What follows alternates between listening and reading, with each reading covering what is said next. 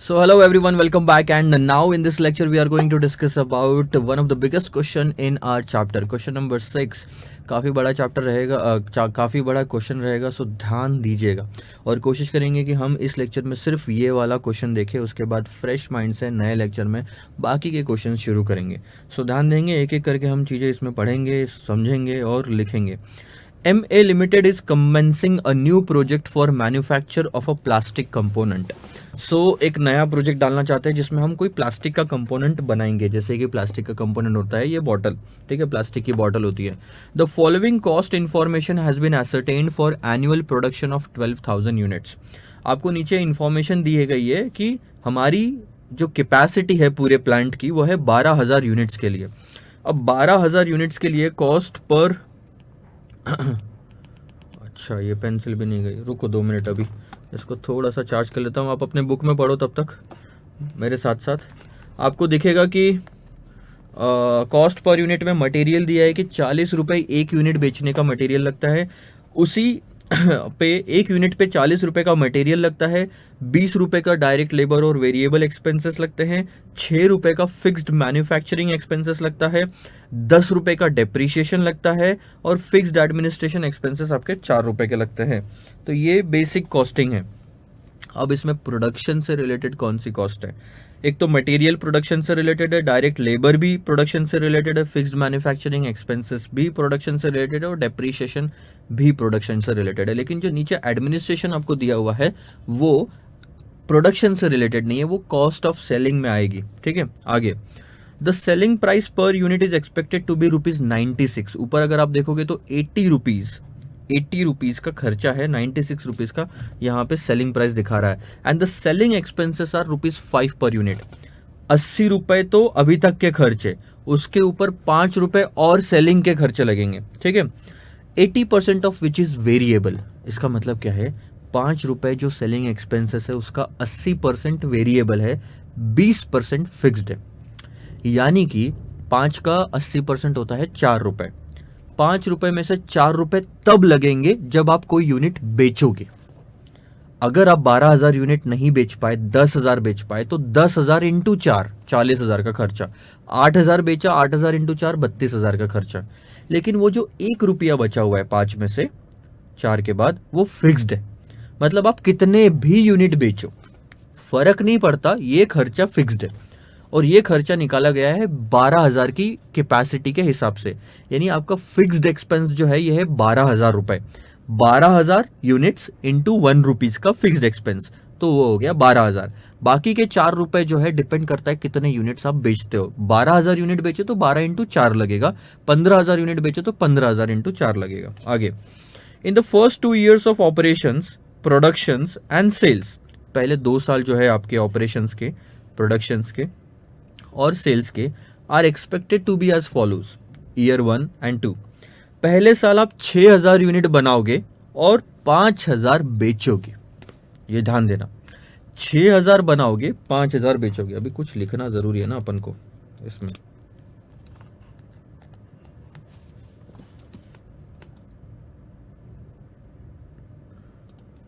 ध्यान दो. अब पहले साल आप 6,000 यूनिट बनाओगे, 5,000 बेचोगे, तो क्लोजिंग में कितना रहेगा? क्लोजिंग में 1,000 यूनिट रहेगा. ओपनिंग मान के चलते हैं 0, क्योंकि कुछ डेटा नहीं दिया हुआ है. सो कुछ नहीं था, 6,000 बनाया, 5,000 बेचा, तो 1,000 बच गया.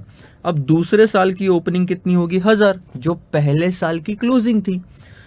1,000 पहले से था, 9,000 और बनाया, टोटल हो गया 10,000.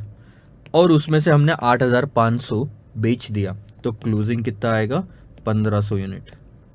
ये यहाँ पे आपको पता चल गया. आगे. To assess the working capital requirement. Working capital की रिक्वायरमेंट को पता लगाने के लिए नीचे आपको इन्फॉर्मेशन दी गई है कि हम जो मटेरियल का स्टॉक है वो कितना मेंटेन करते हैं? 2.25 मंथ्स का कंजम्पशन. मतलब साल भर में जितना भी कंजम्पशन करता हूं उसको 12 से डिवाइड करूंगा तो 1 महीने का कंजम्पशन पता चलेगा. उसको मल्टीप्लाई करूंगा 2.25 से तो मुझे 2.25 मंथ्स का कंजम्पशन पता चलेगा. उतना मेरा रॉ मटेरियल का स्टॉक रहता है. WIP उन्होंने नील दे दिया, कहानी खत्म हो गई. आगे.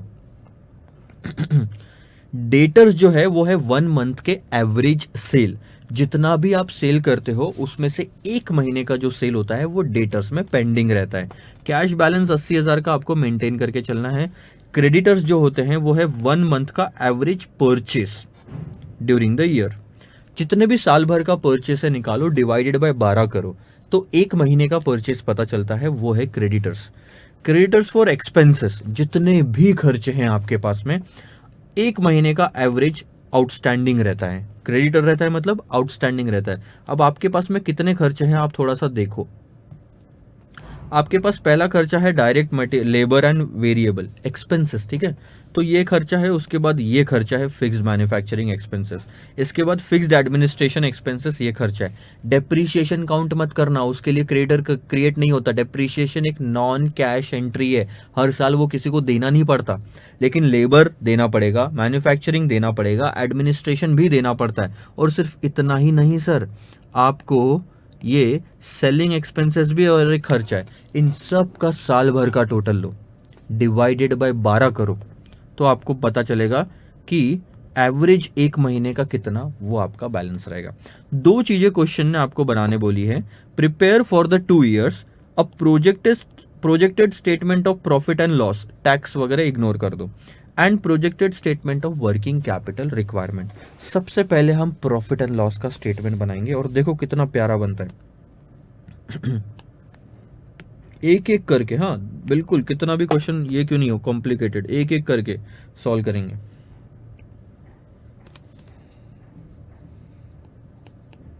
ईयर 1, ईयर 2, ठीक है।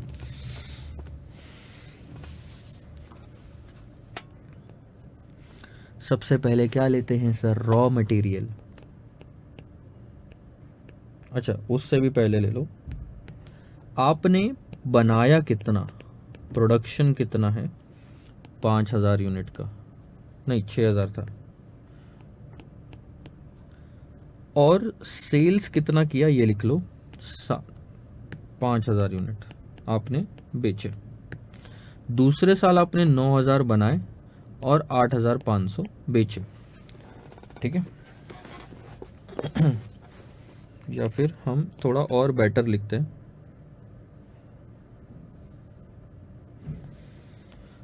ओपनिंग कितना था, फिनिश गुड्स यूनिट्स में लिख रहे हैं 0, तो क्लोजिंग कितना हुआ यहां 1,000,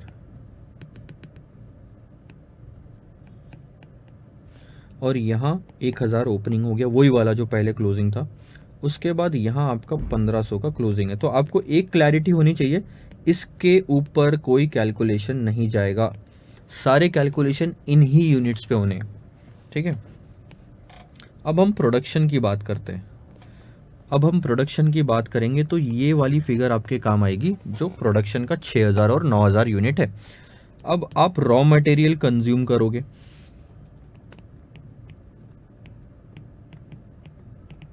ध्यान देना, आपने जब रॉ मटेरियल कंज्यूम किया तो रॉ मटेरियल की कॉस्टिंग कितनी है आपकी, 40 रुपए लग रहा है। अब रॉ मटेरियल, आप ये रॉ मटेरियल कहाँ लग रहा है, चीजें बनाने के लिए लग रहा है। और हमने चीजें कितनी बनाई, साल भर में 6,000 की क्वांटिटी में चीजें बनाई। तो रॉ मटेरियल जो आपको लगेगा वो कुछ इस तरह से लगेगा कि यूनिट्स प्रोड्यूस्ड मल्टीप्लाइड बाय 20 था ना, सॉरी 40, जितने भी यूनिट बनाए मल्टीप्लाइड बाय 40, उतना मैंने रॉ मटेरियल यूज किया। सो 6,000 into 40 is 2,40,000 and 9,000 into 40 is 3,60,000। उसके बाद लगेंगे वेजेस, ये भी वेरिएबल ही है, direct labour and variable expenses, labour बोल देता हूं मैं उसको।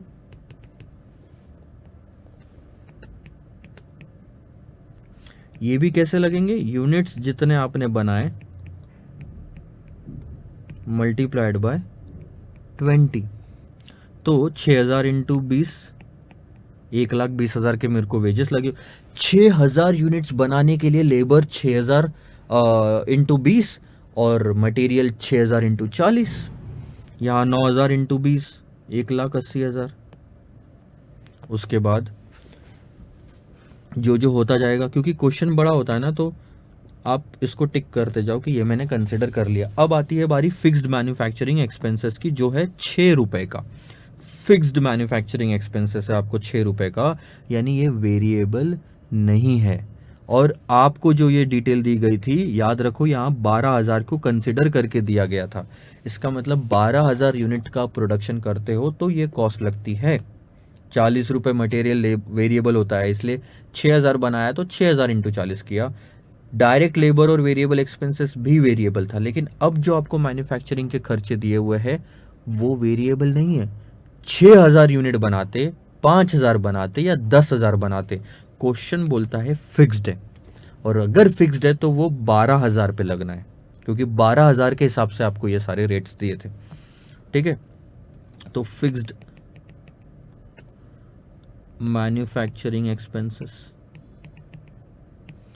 बहुत ही सिंपल, मैं यहाँ पे क्लियर कट लिखता हूँ, 12,000 इंटू 6,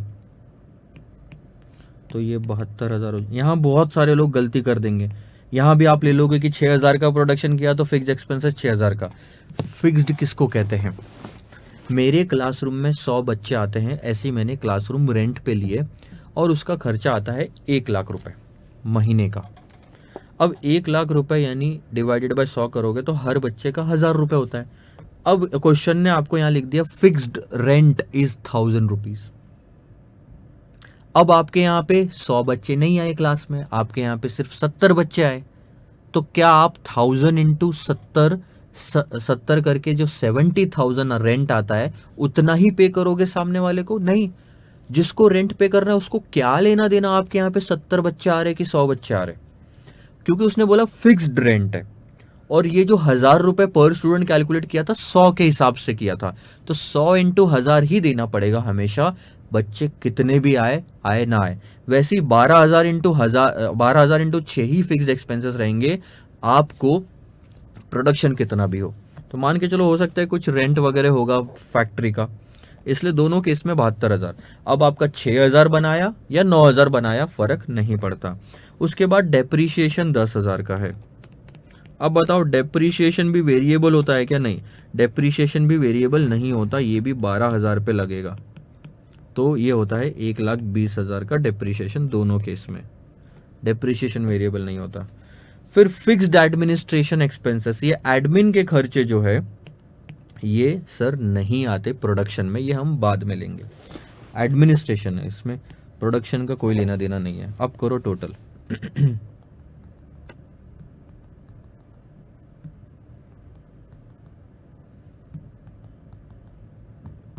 ये हो गया 5,52,000। एक बार फिर से,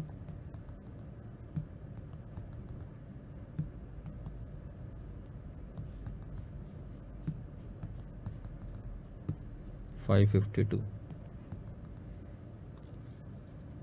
यार एक तरह से मैं बोलूँ तो इन्होंने ना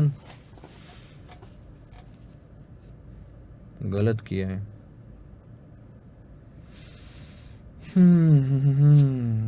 क्योंकि इन्होंने इसके साथ दिया है ना ये कॉस्ट, इसलिए प्रॉब्लम हो गई। अब कॉस्ट पर यूनिट निकाल के दिया है, यानी यूनिट पे बेस्ड है ये कॉस्ट, और यूनिट पे बेस्ड है तो प्रोडक्शन का हिस्सा बन जाता है। यूनिट वाले कैलकुलेशन में इन्होंने दिया है, तो अब दिक्कत क्या होगी मैं आपको बताता हूँ, बहुत ही क्लियर है और समझ में। नॉर्मली एडमिनिस्ट्रेशन के खर्चे प्रोडक्शन में नहीं आते, सिंपल सी अगर मैं बात बताऊँ तो, बट यहाँ पे उन्होंने पर यूनिट कैलकुलेशन करके दिया है, यानी कहीं ना कहीं यूनिट बनाने से लेके इसका लेना देना है। एडमिनिस्टर करना यानी वहाँ पे में क्या होता है ना, जब आप फैक्ट्री में मशीनों में प्रोडक्ट्स बन रहे हैं तो मशीन बराबर चल रही कि नहीं चल रही, वहाँ पे देखभाल करना, और तो ये एडमिनिस्ट्रेशन खर्चे आ गए वहाँ के।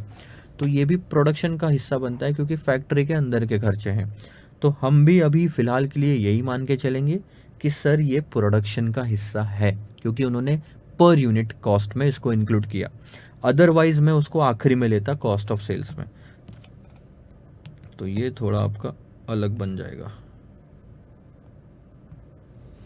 फिक्स्ड एडमिनिस्ट्रेशन एक्सपेंसेस, और क्योंकि फिक्स्ड है तो ये चेंज नहीं होगा, ये भी रहेगा आपका 12,000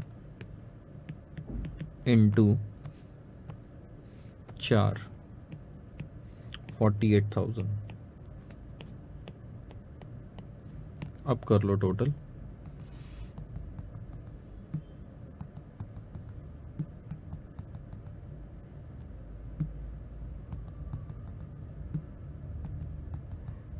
तो ये होता है सर 6 लाख रुपए।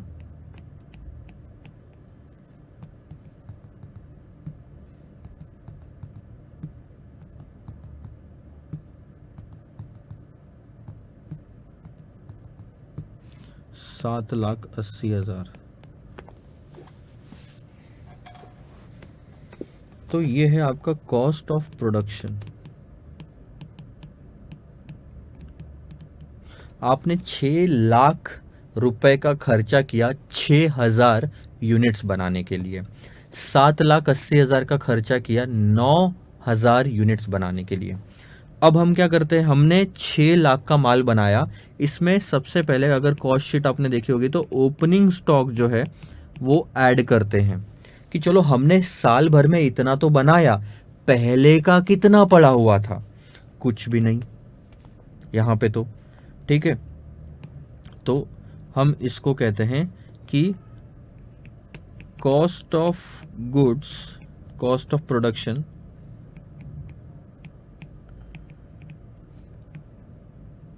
Available for sales.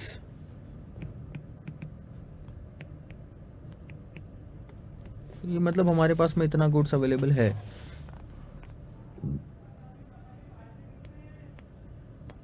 तो हमारे पास में अभी 6 लाख रुपए का मटेरियल था पहले साल में बेचने के लिए, लेस फिनिश क्लोजिंग स्टॉक।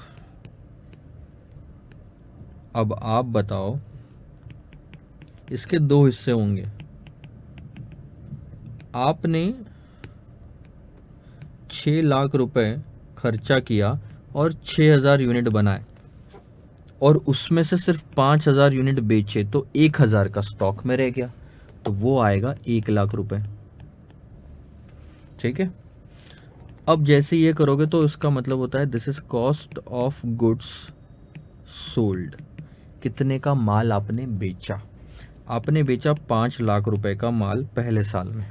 ठीक है, अब ये जो क्लोजिंग स्टॉक है 1 लाख रुपए की, ये बन जाएगी ओपनिंग स्टॉक नेक्स्ट ईयर में।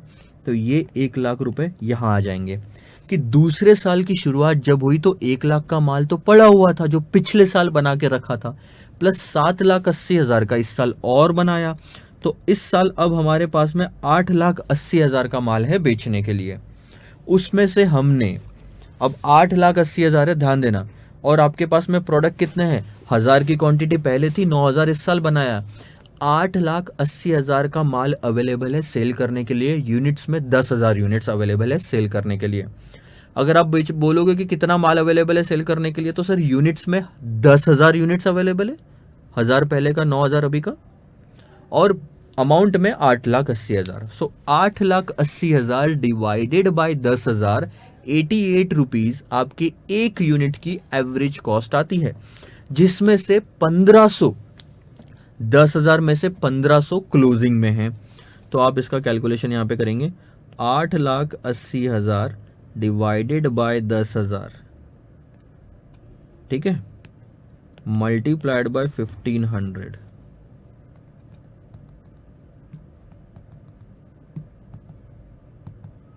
तो ये होता है 1,32,000, 32,000 का स्टॉक गुड्स में है। तो आपने जो माल बेचा 8,80,000 का था आपके पास में अवेलेबल, उसमें से 1,32 का स्टॉक में रह गया, तो जो आपने बेचा उसकी कीमत थी 7,48,000। बट कहानी यहाँ कहाँ ख़त्म होती है? अभी तो ये कॉस्ट ऑफ गुड्स सोल्ड है, इसमें बाकी के खर्चे ऐड नहीं हुए। ऐड क्या ऐड करेंगे sir? Variable selling expenses, add fixed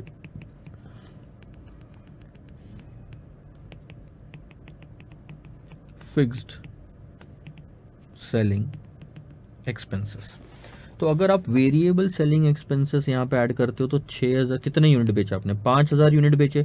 देखो सेलिंग के खर्चे किस पे डिपेंड करते हैं? जितने यूनिट आपने बेचे, ना कि जितने यूनिट आपने बनाए। सेलिंग खर्चा है तो सेल कितना किया, प्रोडक्शन का खर्चा तो प्रोड्यूस कितना किया, सेलिंग का खर्चा तो सेल कितना किया, 5,000 यूनिट, जिसमें से 4 रुपए वेरिएबल कॉस्ट है, 20,000। अब ये 4 रुपए कहाँ से आया? आपको क्वेश्चन में दिया है 5 रुपए की टोटल सेलिंग एक्सपेंसेस है जिसका 80% वेरिएबल है। ठीक है, तो 80% हुआ 4। यहाँ पे हमने कितना बेचा सर? 8,500 यूनिट बेचे। 10,000 में से 1,500 स्टॉक में है।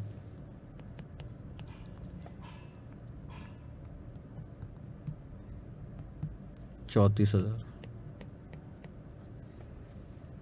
और फिक्स्ड खर्चे अगर आप बोलोगे तो फिक्स तो देखो 12,000 पे कैलकुलेट होंगे, फिर आप कितना भी वो करो तो ये 12,000 आ जाएंगे यहाँ पे। 1 रुपया जो बचा ना बाकी 20%, वो 12,000 रहेगा। कितने भी यूनिट्स बेचो फर्क नहीं पड़ता क्योंकि वो फिक्स्ड है। तो अब ये जो आता है इसको कहा जाता है कॉस्ट ऑफ सेल्स। तो पहला जो स्टेप था आपका वो था यहाँ ए, दूसरा था बी, नहीं ये बोल नहीं सकते वैसे, ए, दूसरा था बी, और तीसरा है ये सी, कितना मैंने बेचा, कितना टोटल खर्चा आया। सो 5,32,000 मैं यहाँ पे लिख सकता हूँ,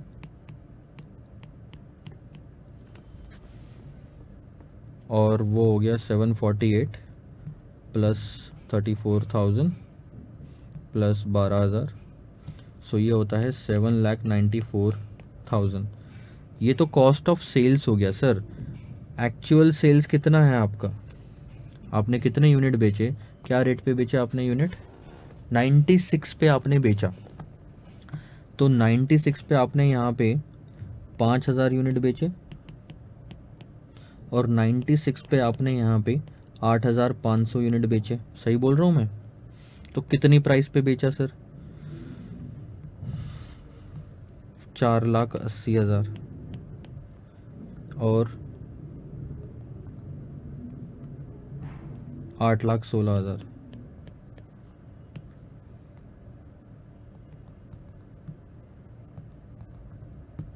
₹52,000।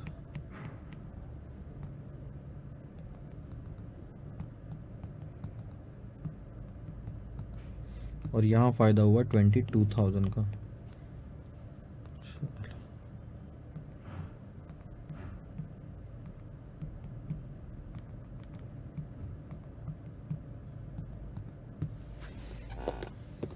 ठीक है, नेक्स्ट वाले में फ़ायदा कम हुआ। तो ये हो गया आपका डी, और फिर आता है आपका प्रॉफिट एंड लॉस। तो ये आपका हो गया ई मेन। ये है पूरा आपका स्टेटमेंट। इतना बड़ा स्टेटमेंट बना है सर, हमने नाम तो लिखा ही नहीं। क्या नाम दिया था इन्होंने, क्या बोला था निकालने के लिए? Projected statement of profit and loss.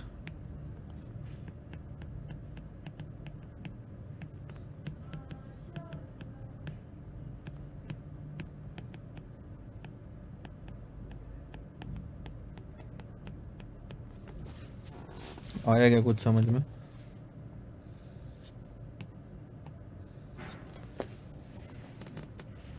बहुत बड़ी कहानी हो गई है। अब ध्यान दो दूसरे हिस्से पे। अब आपको कैलकुलेट करना है सर वर्किंग कैपिटल का स्टेटमेंट बनाना है। तो पहले तो मैं लिख लेता हूँ स्टेटमेंट ऑफ वर्किंग कैपिटल। अब इसमें पहले चीज़ें क्लियर रखो कि क्या क्या डालना है इसके अंदर में।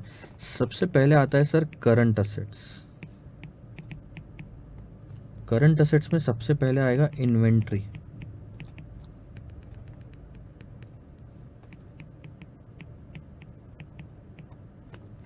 इन्वेंट्री में आता है पहला रॉ मटेरियल।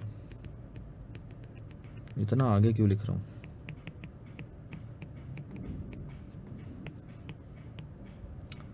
और आपने क्वेश्चन में अगर ध्यान से पढ़ा होगा तो WIP उन्होंने नील लिखा है, इसलिए छोड़ दो। फिर यहां आता है सर फिनिश्ड गुड्स, उसके बाद हम लेंगे डेटर्स, फिर हम लेंगे कैश। कोई प्रीपेड वीपेड का लोचा है ही नहीं। तो ये आ जाता है gross working capital.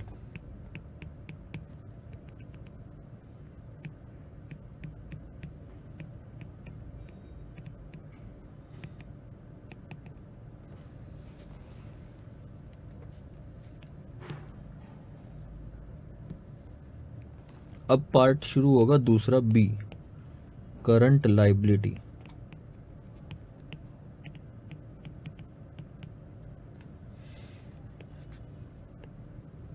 Current liability में सबसे पहले क्रेडिटर्स फॉर परचेसेस, दूसरा क्रेडिटर्स फॉर एक्सपेंसेस। अब ये अगर माइनस कर दो तो आपका आता है नेट वर्किंग कैपिटल। आया क्या समझ में? और कहानी ख़त्म, बस। आई थिंक इससे ज़्यादा कुछ और है नहीं। उन्होंने कोई वेजेस अलग से वगैरह नहीं, उन्होंने सारे एक्सपेंसेस के क्रेडिटर एक साथ दिखाए, तो मैंने भी एक साथ दिखा दिए। कैलकुलेट करना बाकी है सर, और क्या। ध्यान दो। अब वर्किंग नोट 1, रॉ मटेरियल का स्टॉक निकालना है अपन ने। कैसे निकालेंगे? उन्होंने क्लियर कट बोला है रॉ मटेरियल का स्टॉक कितना है। कहाँ लिखा है? Stock of raw material is 2.25 months average consumption. जितना भी साल भर में कंज्यूम किया उसका 2.25 मंथ्स का जो कंजम्पशन है वो स्टॉक में रहेगा। तो आपने दो कैलकुलेशन करने हैं। पहले तो कंजम्पशन पता करो कि साल भर का रॉ मटेरियल का कंजम्पशन कितना। आप अगर ऊपर में देखोगे तो 2,40,000 और 3,60,000 है। तो ध्यान दो, 2,40,000 डिवाइडेड बाय 12 एक महीने का इंटू 2.25 आ गया स्टॉक। 3,60,000 डिवाइडेड बाय 12 एक महीने का इंटू 2.25 आ गया स्टॉक।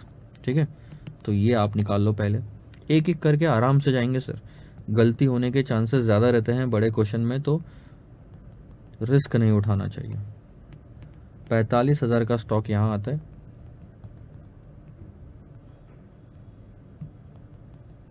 और 67,500 का स्टॉक यहाँ आता है।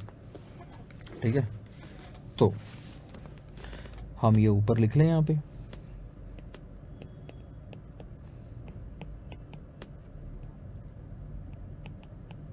अब बात करते हैं फिनिश गुड्स की, और ये हमारे पास में ऑलरेडी अवेलेबल है। कहाँ? यहीं पे हमने निकाला था। अगर आप ध्यान से देखोगे तो क्लोजिंग स्टॉक ये हमारे पास में ऑलरेडी अवेलेबल है फिनिश गुड्स का। ठीक है, मैं मार्किंग हटा रहा हूँ वापस यहाँ से और यहाँ पे लिख देता हूँ, तो इसकी कोई वर्किंग नोट की ज़रूरत नहीं पड़ेगी आपको। हो गया। अब बात करते हैं डेटर्स की। This is working note 2। Debtors की जब भी बात आती है सर, सवाल मन में आ जाता है कि क्या कैश कॉस्ट बेसिस पे निकालना है या नॉर्मल बेसिस पे निकालना है। क्वेश्चन ने क्लियर कट लिखा है debtors is nothing but 1 month का एवरेज सेल्स, जितना भी सेल हुआ होगा। 2 महीने का क्रेडिट दिया होता है ऐसा वगैरह कुछ लिखते तो हम कैश कॉस्ट ले सकते थे, बट ये वाले क्वेश्चन में भी आप कैश कॉस्ट बेसिस पे निकाल सकते हो। जहाँ पे लिखा हुआ नहीं होता ना, वहाँ सारे ऑप्शन ओपन हो जाते हैं। तो आप एक वर्किंग कैश कॉस्ट से कर लो, एक वर्किंग नॉर्मल से कर लो, या सिर्फ नॉर्मल से भी करोगे तो भी आपका आंसर सही होगा। इंस्टीट्यूट के आंसर में इसी क्वेश्चन को दोनों तरीके से सॉल्व करके दिखाया है, कैश कॉस्ट पे और नॉर्मल तरीके से। सो डेटर के लिए उन्होंने क्या बोला? 1 महीने का सेल्स। अरे कितना सही है, 1 महीने का सेल्स अगर आपको लेना है तो आप सोचो, एक साल महीने भर का अपना सेल कितना, साल का सेल कितना हुआ? यहाँ पे लिखा हुआ है 4,80,000 और 8,16,000। 1 महीने का सेल्स ले लो, तो 4,80,000 डिवाइडेड बाय 12 इंटू 1, 8,00,000। एक सेकेंड ना,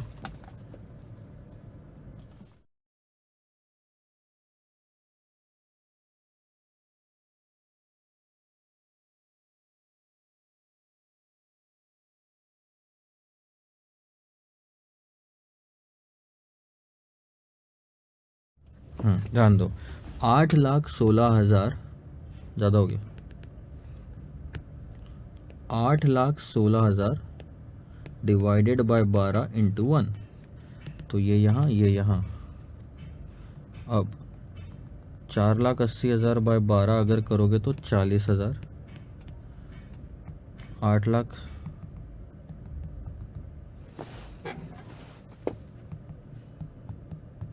16,000 डिवाइडेड बाय 12 करोगे तो ये यहाँ 68,000 का होता है। ठीक है, अब डेटर्स हो गए सर आपके। डेटर्स आप यहाँ पे ले लो 40 और 68,000। ये कैश कॉस्ट बेसिस पे नहीं है, निकालना चाहे तो निकाल सकते हैं अपन बाद में। कैश, उन्होंने बोला कैश का बैलेंस 10,000 रखने का है, तो दोनों ईयर्स में 10,000 रखेंगे हम।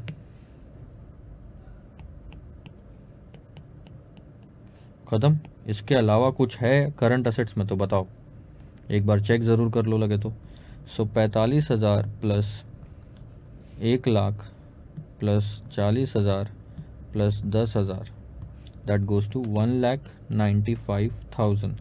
67,500 plus 1,32,000 plus 68,000 plus 10,000, so that goes to 277,500।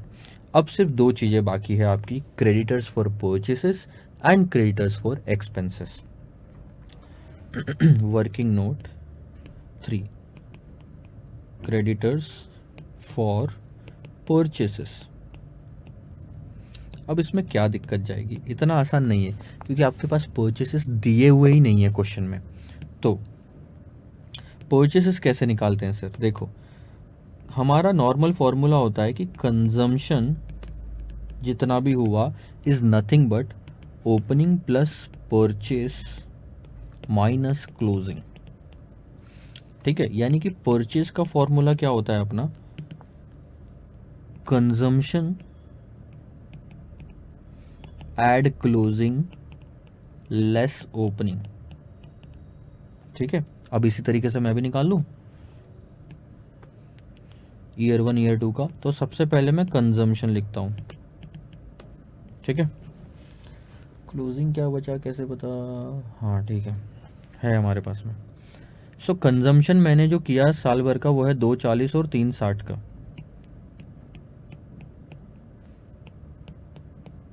Raw material ये तो दिया हुआ है, इसमें हमको ऐड करनी है क्लोजिंग स्टॉक, जो कि अभी हमने क्लोजिंग स्टॉक निकाला है रॉ मटेरियल का। वर्किंग नोट 1 में देखो क्या है, रॉ मटेरियल का स्टॉक दिया हुआ है, वही उठा ले 45,000 और 67,500।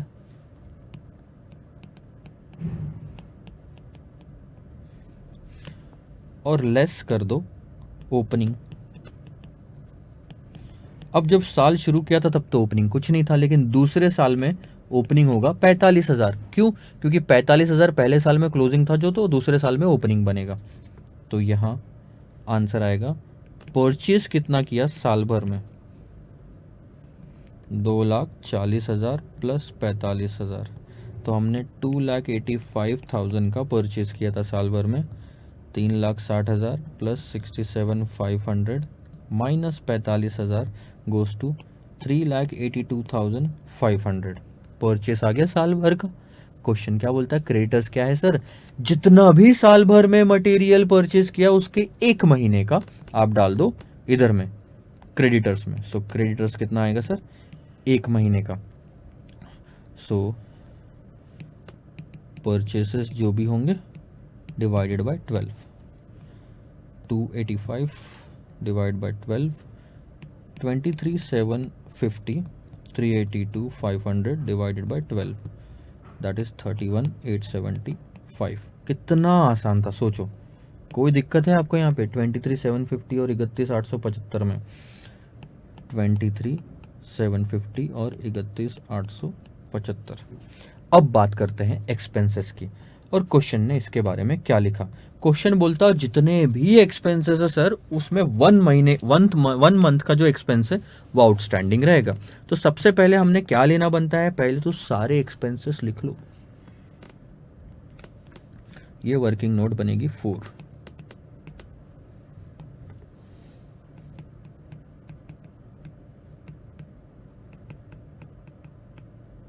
परचेसेस सबसे पहले आपका लेबर लगा, फिर क्या क्या लगा देखने दो यार, अभी अपन उधर से भी तो ले सकते हैं ना। फिक्स्ड मैन्युफैक्चरिंग एक्सपेंसेस,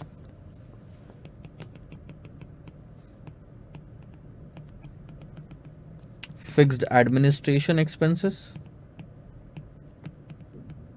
डेप्रीशिएशन नहीं लेंगे, याद रखना वो खर्चा नहीं है जिसको किसी को देना पड़ता है, वो वाला नहीं है। और सेलिंग एक्सपेंसेस, आई थिंक इसके अलावा और कोई खर्चा है नहीं, है तो देख लो।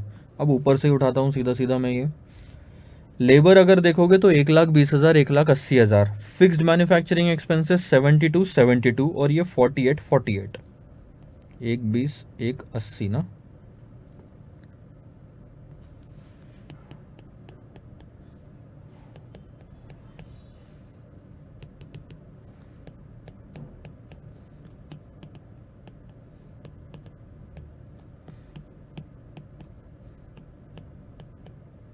और सेलिंग एक्सपेंसेस अगर आप देखोगे तो दोनों का टोटल ले लेता हूँ मैं, क्योंकि यहाँ पे अलग अलग लिख के कोई मतलब नहीं है। कौन से दोनों फिगर का टोटल ले रहा हूँ, इन दोनों का टोटल 20 और 12 का, और 34 और 12 का, ठीक है, वेरिएबल और वो मिला के। सो 32,000 और 46,000 आता है।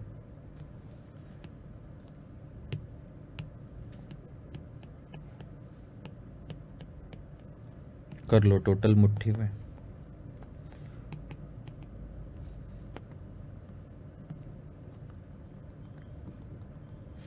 $1,20,000 plus 72 plus 48 plus 32,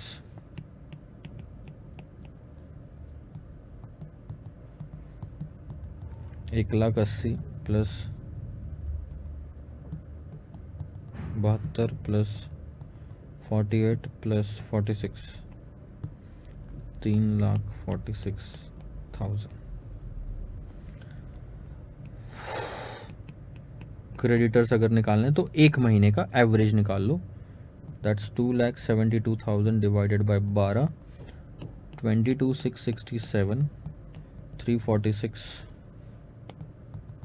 divided by 12, that's 28,833।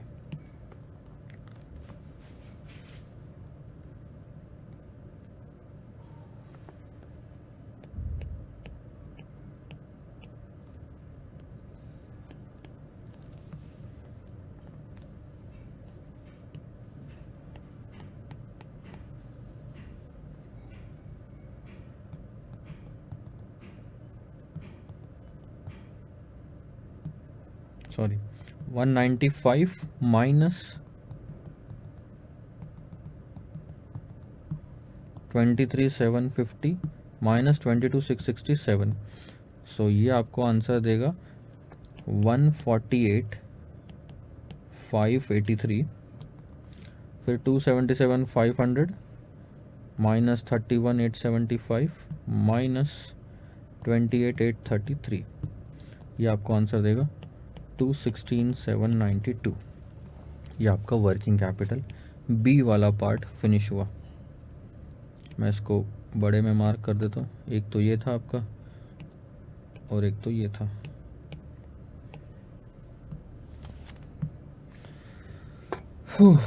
I think the calculations are correct. मेरे को एक बार आंसर देख लेने दो ताकि कहीं भी अगर कोई दिक्कत रही तो आपको बता सकते हैं। अच्छा, प्रॉफिट एंड लॉस माइनस में आ रहा था क्या पहले वाला, यहाँ पे माइनस में दिया, शायद मैंने कैलकुलेशन में कुछ गड़बड़ की है, वो मैं ठीक कर देता हूँ। और 23,750 और 31,875 ये क्या है, अच्छा नहीं, 148,583 और 216,792 ये तो सब ठीक है। मेरे को एक बार ये चेक करने दो, आई थिंक ये लॉस में आ रहा है। हाँ सॉरी, मेरी गलती है, यहाँ पे 52,000 सही है लेकिन ये लॉस में आएगा, तो चेक करना सही रहा, अपना पर्पस सॉल्व हो गया। सो पहले साल आपको नुकसान था, दूसरे साल आपको प्रॉफिट हो गया 22,000 रुपये का। This is what the entire question is. अब इंस्टीट्यूट के मटेरियल में मैं आपको एक और चीज़ बताता हूँ, क्योंकि I have gone through that material, तो आपको ये चीज़ से अवगत कराना ज़रूरी है कि इंस्टीट्यूट ने दोनों तरफ से आंसर दिया है। से अपना एक तो नॉर्मल तरीके से भी निकाला है और दूसरा कैश कॉस्ट बेसिस पे भी निकाला है। अब कैश कॉस्ट बेसिस पे कैसे निकाला है, ये पर पूरी वर्किंग अननेसेसरी करके टाइम वेस्ट करने के बजाय मैं आपको डायरेक्ट आंसर वहीं पे बताता हूँ, ठीक है। तो सबसे पहले देखो, सबसे पहले तो उन्होंने ऐसी वर्किंग की जो अपन ने भी वर्किंग की है, आपको एक एक करके बताया मैंने, तो आप देखोगे कि 52,000 का नुकसान, 22,000 का प्रॉफिट है। उसके बाद में आप अगर देखोगे तो अपन ने 148,583 और 216,792 का भी अपन ने वर्किंग कैपिटल निकाला। अब उन्होंने चालू की वापस वर्किंग, क्योंकि अब ये एक्सेल शीट में बनाना पड़ता है, कॉपी पेस्ट हो जाता है तो आसान है। अब उन्होंने चालू की वापस वर्किंग कैश कॉस्ट बेसिस पे। तो कैश कॉस्ट बेसिस पे देखो वर्किंग कैपिटल बदल जाता है। क्यों बदलता है पता है? क्योंकि दो फिगर बदलती है। आप अगर ध्यान से देखोगे, मैं आपको बताता हूं, अपनी भी वर्किंग ले लेता हूं साइड में। अब आप ध्यान से देखो, मैं आपको क्या बता रहा हूं, 2-5 मिनट में खत्म कर दें ये चीज। अब ये हमारा है करंट असेट्स, अगर आपको दिख रहा होगा आपके लैपटॉप पे तो बड़ी स्क्रीन में दिखेगा ही, ठीक है। रॉ मटेरियल 45,000 और 67,500 है। हमने भी रॉ मटेरियल इंस्टीट्यूट ने भी रॉ मटेरियल 45 और 67,500 लिया कैश कॉस्ट में भी। अब इसके बाद fixed cost, fixed finish goods जो है वो बदल गया और रिसीवेबल्स बदल गए। अब फिनिश गुड्स देखो 80,000 और 1,11,000 दिख रहा है, जबकि हमारे पास फिनिश गुड्स देखोगे तो 1,00,000 और 1,32,000 दिख रहा है। ये कैसे चेंज हुआ वो बताता हूँ। फिर डेटर्स बदलेंगे, क्योंकि उसमें प्रॉफिट वाला कंटेंट था वो हटाना था, तो डेटर्स यहाँ 36,000 दिख रहे हैं, 56,000 दिख रहे हैं, जबकि हमारे पास में डेटर्स 40,000 और 68,000 है। लेकिन उसके बाद कैश का बैलेंस 10,000 सेम है, और उसके बाद क्रेडिटर्स में दोनों पार्ट सेम है, 23,750 और 22,667, या फिर वो वाला पार्ट भी ले लो। सिर्फ जो दो फिगर बदली है वो है 80,000 का आपका और 1,11,000 का फिनिश गुड्स और डेटर्स वाला पार्ट। तो अब बात करते हैं सर, मैं आपको क्या बता रहा हूं अब कि कैसे कैलकुलेशन हुआ, ठीक है। अब ध्यान दो, कैश कॉस्ट ऑफ प्रोडक्शन निकालते हैं। आपका अगर आप ध्यान दोगे तो कॉस्ट ऑफ प्रोडक्शन था 6,00,000 और 7,80,000 का। अगर समझ में आए तो मैं, नहीं तो यहां से बताता हूं आपको। आप कॉस्ट ऑफ प्रोडक्शन देखना, आपके बुक में भी अगर आपने लिखा होगा तो 6,00,000 और 7,80,000 का था। उसमें एक चीज इंक्लूडेड थी, वो है डेप्रीशिएशन। अभी कैश कॉस्ट बेसिस पे कैलकुलेशन करने तो डेप्रीशिएशन तो सर हटाना पड़ेगा ना, तो डेप्रीशिएशन माइनस करो। हमने 6,00,000 और 7,80,000 लिया, इसके बाद 1,20,000 का डेप्रीशिएशन माइनस कर दिया, तो अब आया 4,80,000 और 6,60,000 कैश कॉस्ट। इसमें प्योर कैश है, ठीक है। अब 4,80,000 में कितने यूनिट बनाए आपने? 6,000 यूनिट बनाए।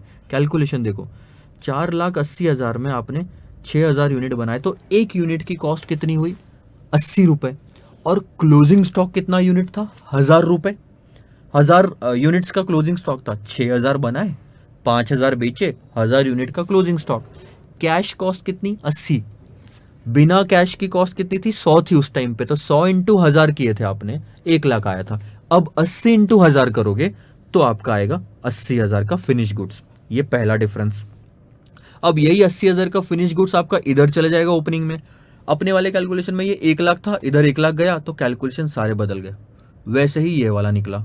तो फिनिश गुड्स में आपको समझ में आया, सिर्फ एक डिफरेंस है, 1,20,000 का डेप्रीशिएशन। फिनिश गुड्स क्लियर हो गया कैसे आपका 80,000 और 1,11,000 आया यहां पे। अब बात करते हैं डेटर्स की। अब अगर आप ध्यान दोगे तो जैसे ही आपका क्लोजिंग स्टॉक की वैल्यू बदली, वैसे ही आपका आगे जा जाके कॉस्ट ऑफ सेल्स भी बदल जाएगा। यानी कि closing stock at average cost, अगर आप देखोगे कॉस्ट ऑफ गुड सोल्ड देखोगे तो 4,00,000 और 6,29,000 आ रहा है, जबकि हमारा कॉस्ट ऑफ गुड सोल्ड कितना था? 5,00,000 और 7,48,000 था। देखना अपनी बुक में, ठीक है। वही कंटिन्यू किया, और इसमें आगे क्या ऐड किया हमने? Selling and administration expenses. वही 20,000, वही 12,000। अगर आप देखोगे तो ये 20,000, 12,000, 34,000, 12,000, फिर से ऐड कर दो तो आपको ये मिल जाएगी कॉस्ट 4,32,000 और 6,75,000। ये प्योर कॉस्ट ऑफ सेल्स है। इस पे डेटर्स निकालो। पिछली बार हमने सेल्स पे डेटर्स निकाला था, अब प्रॉफिट नहीं इंक्लूड करना उसमें, इसलिए कॉस्ट ऑफ सेल्स ले लो। 4,32,000 डिवाइडेड बाय 12 और 6,75,000 डिवाइडेड बाय 12। आई थिंक एक ही महीने का है ना? हाँ, तो आप वैसे कर लो, आपको डेटर्स भी मिल जाएंगे। बाकी सारा वर्किंग कैपिटल का स्टेटमेंट सेम है। तो ये दो डिफरेंस सिर्फ याद रखना। फिलहाल ये क्वेश्चन खत्म करते हैं सर यहाँ पे, question number 6 and question number 7 मुझे देखने दो, अगर होमवर्क देने लायक है तो। मूसा लिमिटेड ने बजटेड सेल्स दिए है 7 लाख का, to be per annum its cost of percentage, ठीक है। Raw materials are carried in stock for 2 weeks, finished goods are held in stock for 3 weeks, production takes 4 weeks, Musa limited takes 4 weeks credit from suppliers, customers को देता है 8 week का customer. If both overheads and production are incurred evenly, what is the Musa limited? अरे ये आप आराम से निकाल सकते हो, होमवर्क लो। सिर्फ एक चेंज बता रहा हूँ इसमें क्या है आपके लिए। अभी तक आप या तो 365 डेज देख रहे थे या तो 12 महीने देख रहे थे, लेकिन अब यहाँ पे वीक्स है, तो अब आप इसको 52 वीक्स लेके चलना। साल भर में 52 वीक्स होते हैं, तो 52 वीक्स लेके कैलकुलेशन करना हर चीज़। सारे कैलकुलेशन बाकी के सेम है, कोई भी नई चीज़ नहीं है इसमें आपको सीखने लायक। तो क्योंकि थ्योरी जब पैराग्राफ दिया होता है तो मैं तो आपको बताऊंगा पहले सारे स्टोरेज वाले लिख लेना कितना होता है, और इसी अमाउंट से आपको खेलना है, शुरू करना है। 7 लाख पे 20%, 7 लाख पे 35 और 7 लाख पे 15 पे आपको कंजम्पशन मिल जाएगा। उस कंजम्पशन को 52 से डिवाइड करो, रॉ मटेरियल कंजम्पशन को 52 से डिवाइड करो, मल्टीप्लाई करोगे आप जितना भी 2 महीने का है, 2 वीक का है, तो आपको मिल जाएगा कि रॉ मटेरियल का स्टॉक कितना। फिर प्रोडक्शन के अंदर में इनकर्ड इवनली हो रहा है तो ये पूरा का पूरा जाएगा, लेकिन ये आधा आधा जाएगा, मतलब परसेंटेज तो पूरा लगेगा लेकिन आधा आधा जाएगा। ये वाला क्वेश्चन हमने देखा था, तो एक बार उसको करके देखो और अपने स्लाइड से आंसर चेक करना, आपको पता चल जाएगा। सो क्वेश्चन नंबर 6, 7 हम यहीं पे खत्म करते हैं। 8 वाला देखने दो, 8 थोड़ा बड़ा दिख रहा है यहाँ पे, तो 8 में आपको लूंगा, ये भी वीक्स पे है। तो अगर आपको क्वेश्चन नंबर 7 नहीं जमा तो फिर 8 वाला क्वेश्चन करने के बाद 7 कर लो। 8 वाला मैं करवाने वाला हूँ, वीक्स पे है, 52 वीक्स लेके कैसे कैलकुलेशन करना मैं आपको इसमें बता दूंगा। सो फिलहाल के लिए यहीं पर रुकते हैं क्योंकि क्वेश्चन 6 काफ़ी बड़ा हो गया। अगले लेक्चर में क्वेश्चन नंबर 8 से शुरू करते हैं। Bye bye.